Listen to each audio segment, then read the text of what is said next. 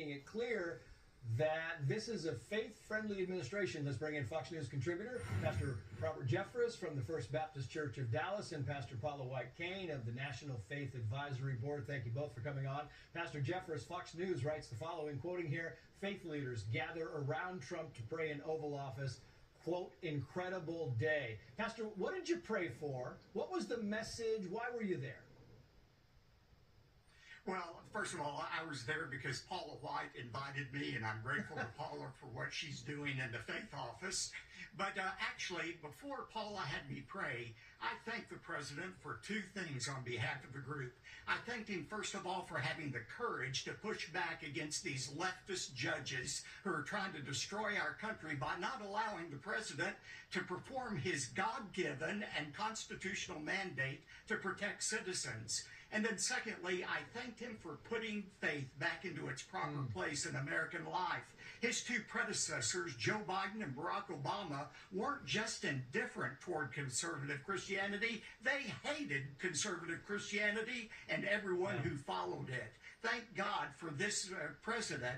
And I think one of the great ironies, Trace, in history is going to be people look back and see that it took a secular New York real estate tycoon from New York City to put faith back into its proper place in American life.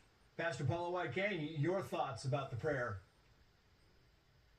It was an absolutely amazing day. I have the honor of serving President Trump as senior advisor of the White House Faith Office, and we had about 15, 16 pastors in that day that were working on policy issues and listening sessions, and we were able to go visit with the president.